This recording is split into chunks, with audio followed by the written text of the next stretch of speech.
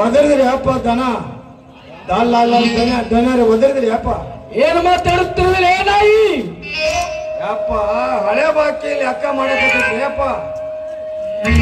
ಏನು ವಿಚಾರ ಮಾಡಕತ್ತಿಲ್ಲ ಬಂಡ ನನ್ನ ಮಗನ? ಏನಿಲ್ರಿ ದಣ್ಯಾರ, ಹಳೆ ಅಕ್ಕ ಮಾಡಕತ್ತೇನ್ರಿ ಅಪ್ಪ. ಹಾಗಾದರೆ ಇನ್ನು ಯಾರ್ದು ಬೇರಬೇಕು ಹಳೆ ಬಾಕಿ?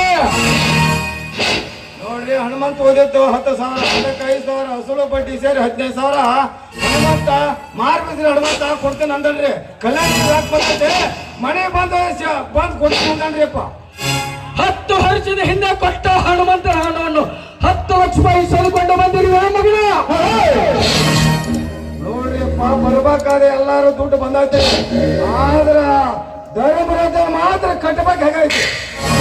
ಏನಂದ್ರೆ ಅವರ ತಮ್ಮ ಹೇಳಕ್ ಹೋದ್ರ ಅವ ಧರ್ಮಜನ ತಮ್ಮ ಕಂಠಿರುವಲ್ಲಿ ಪದ್ಮ ಸೊಳೆ ಮಗನ, ಅಲಂಕಾರ ಸೊಳೆ ಮಗನ, ಬೇಬಾರ್ ಸೊಳೆ ಮಗನ, ಹಳ್ಳಿ ಅಂತ ಮಗನ ಹಿಂಗಂದ್ರಿ ಅಪ್ಪ. ತಿರುವಲ್ಲ ನಾಯಿ ಅವರು ನಮ್ಮಲ್ಲಿ ಬೇದಾರಿ, ಕಂಠೆ ಬೇದ ಕಂಠೆ.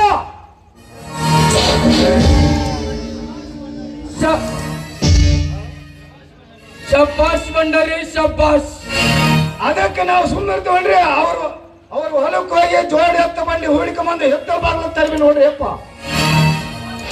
ಶಬ್ಬಾಸ್ ಬಂಡರಿ ಶಬ್ಬಾಸ್. ಮಗ ಅಂದರೆ ಹೀಗಿರಬೇಕು. ಲೇ ಮಗನ ಕಂಟಿ, ನನಗೆ ಮನ ಬಂದಂತ ಬಗೊಳ್ದಿಯ ಕೆಟ್ಟ ಸುಳಿಯ ಮಗನ. ಇನ್ನು ಮುಂದೆ ನೋಡು ಈ ದಂಡರಾಜನ ಕೈ ಚಾಕವನ್ನ.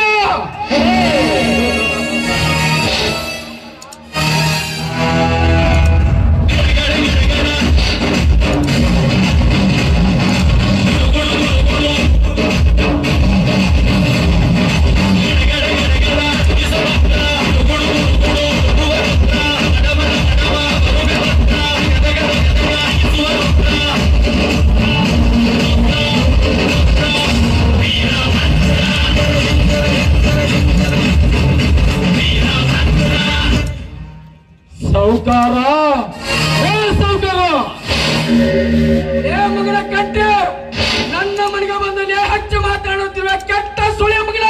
ನಿನಗಷ್ಟೇ ಅಲ್ಲಲೇ ತಪ್ಪು ನಿಮ್ಮಪ್ಪ ಮಾಡಿಲ್ಲ. ಹೀಗೆ ಮಾತ್ರ ತಾಯಿ ಕಂಟಿ.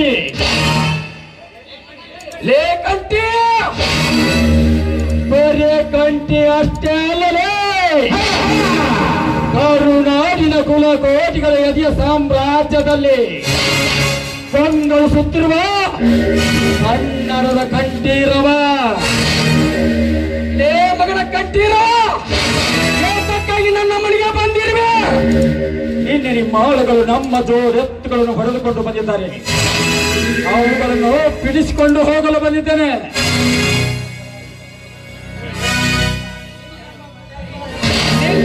ಬಂಡಾರಿ ಬಂದು ಹಣವನ್ನು ಕೇಳಿದ್ರೆ ಬಾಯಿಗೆ ಬಂದಂತೆ ಮಾತನಾಡಿದೆ ಅಂತಲೇ ಕೆಟ್ಟ ಸುಳೆ ಮಗನ.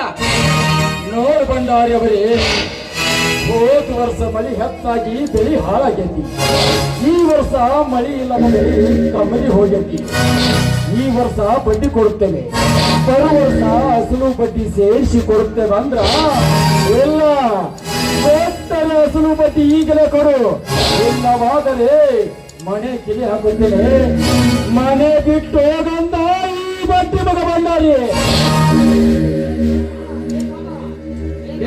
ಏ ತಮ್ಮ, ನಿಮ್ಮ ಕಾಸ್ಟ್ ಬಂದಾಗ ರೊಕ್ಕ ಹೋಯ್ತಿರಿ, ಮಣ್ಣು ಮಾಡಿ ಕಳ್ಳ ಕಡಗಿಸಿ ಹೋಯ್ತಿರಿ. ನಮ್ ರೊಕ್ಕ ನಮ್ಮ ಕೊಡಾಕ ಎಷ್ಟು ಸೊಕ್ಕಲೇ ನಿಮ್ಮ ಸೊಕ್ಕಿನ ಮಗನ. ಇನ್ನೊಂದ್ಸಲ ಧಿಕಾರಿ ಎಂದು ಕೂಗಿ ಕರೆದ ನಿನ್ನ ನಾಲಿಗೆ ಕತ್ತರಿಸಿ ಹಾಕಿ ಹಾಕುವ ಮಗನ ಎತ್ತರ.